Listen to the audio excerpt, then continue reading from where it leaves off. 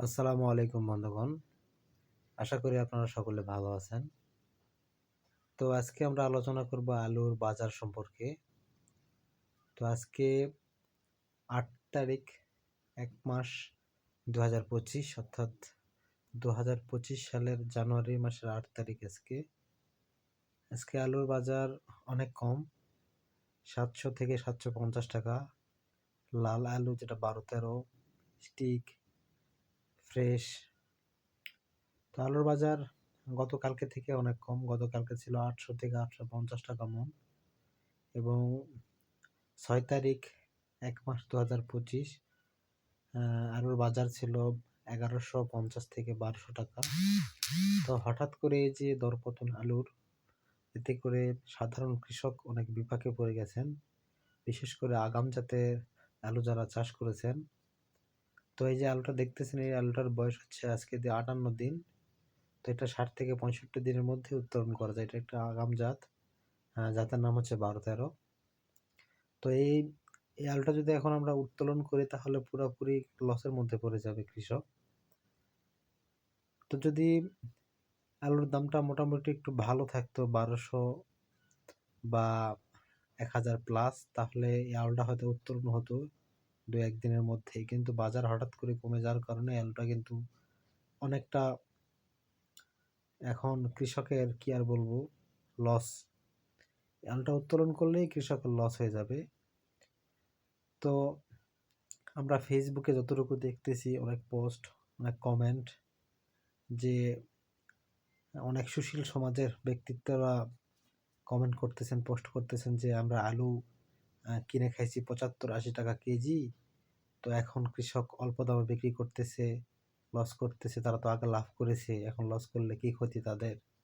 তো সেই সকল সুশীল ভাইদেরকে আমি বলতে চাই যে ৫% কৃষকও কিন্তু এই ৭৫ বা ৮০ টাকা কেজি কিন্তু আলু দাম পায় নাই, তার থেকেও কম পাইছে।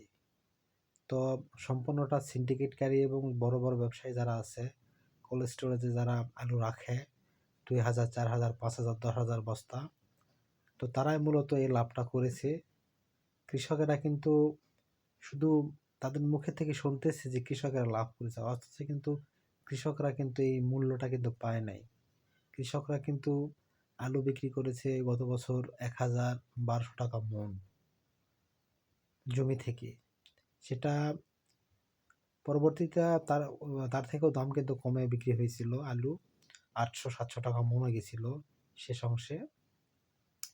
তো সেই সকল ভাইদেরকে বলবো যে ভাই, আপনারা হয়তো জানেন অথবা জানেন না, এরপরে আপনারা মন্তব্য করতেছেন যে কৃষকেরা অনেক লাভ করেছে এর আগে আনসিজনে, তো এখন সিজনের সময় আলুর দাম কমতেছে।